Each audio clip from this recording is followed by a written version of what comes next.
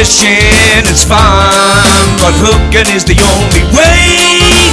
We're gonna show you how to catch some fish today.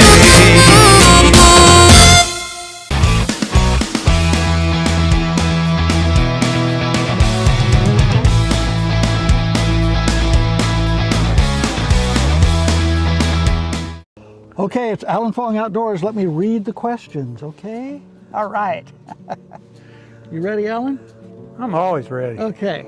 Well, we had James asked a question. He said, how about putting scent like Procure on a Kastmaster?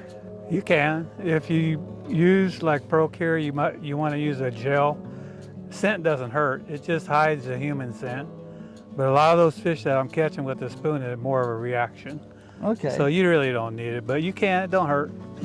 Okay, and then Salvador asked, what kind of big bait or topwater bait stuff to use to throw for stripers?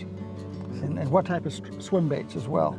So usually when I'm fishing topwater for stripers, I like to use 8-inch to 10-inch topwater baits. Pencil poppers work good.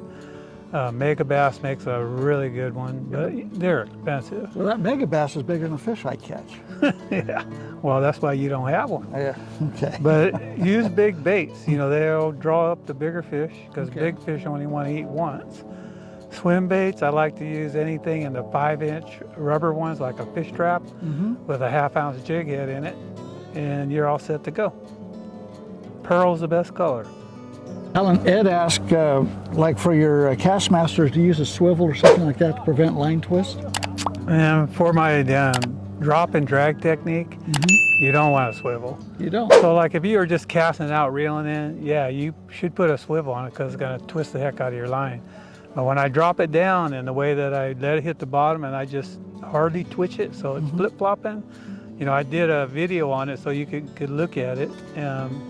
And I just flip-flop it so it doesn't spin. So you don't need one. I'd rather not put one on, so I tie right to the split ring. Okay. But the other question is on the drop and drag technique, can you use that for like fall and winter bass anywhere? Oh yeah. Anywhere where you have shad in the lake, you can use this technique.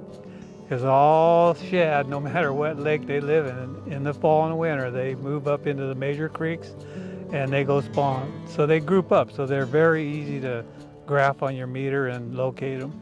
And just go to one of your major creek channels and you'll find them. Another question from James.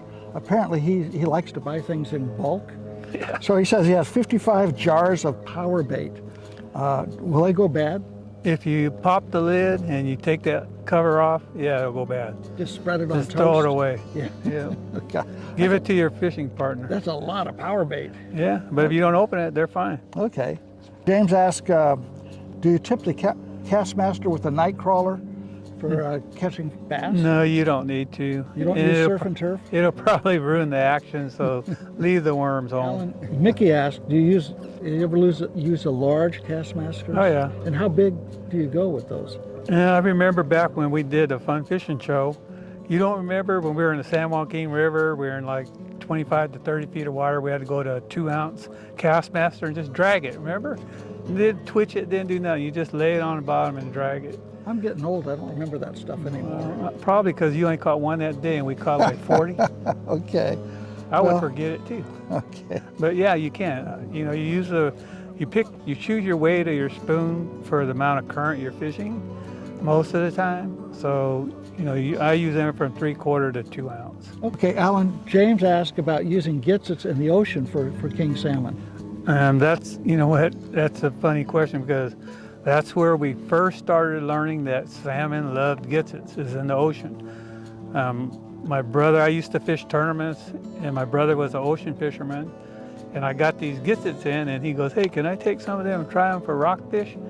So when he did, he took them out there fishing for rockfish, and he was catching the heck out of salmon.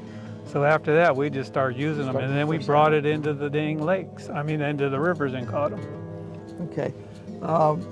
And Mateo asked about tournament fishing. If you're a beginner tournament fisherman or would like to become one, what would you suggest? Where would you go? There's a couple associations. Future Pro, they have one that's for where they don't let the pros get into them. You know, if you won so much money or you won so many tournaments, you're not allowed to fish. And then there's Randy Pringle also has a circuit for beginners. Okay.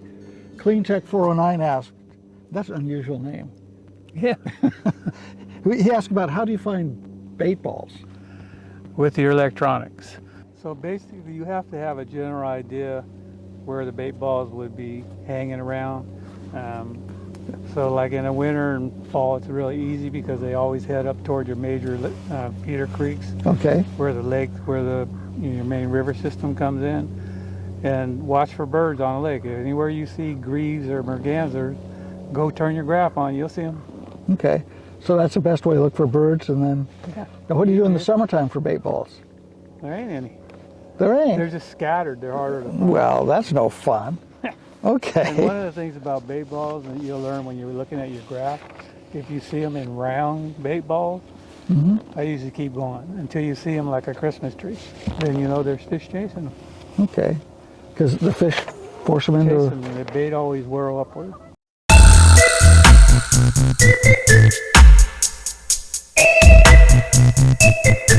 Right now, my tip of the month would be start bass fishing. Get your bass gear out. You know, in the last couple of days, I've done really well. The water temperatures are rising as high as 58 degrees, so it's time. So, you know, it's gonna bust wide open. The last 2 days, I've had really good luck catching a lot of bass. And you do, what would Alan do every month? Last Friday of the month, I have to do this with you. Talk to my agent. Okay. And I need new glasses. Okay. Hey, come back next month. In the meantime, check out his videos. Yeah, get on my YouTube channel. Don't forget to hit the like and subscribe. It doesn't cost you a penny. Looks so much better. On him. Yeah. Okay, what would Alan do?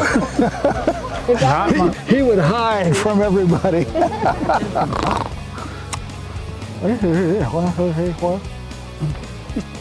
Okay. All right. Well, that's Alan Fong Outdoors. Yep. You have any more answers? You got any more questions? I got a lot of questions. Well, Okay. I'm tired. Tired? From what? But this is not part of the perky package. I just said perky. Perky and pretty. So you gotta have a better ending than that, as I'm tired. Okay.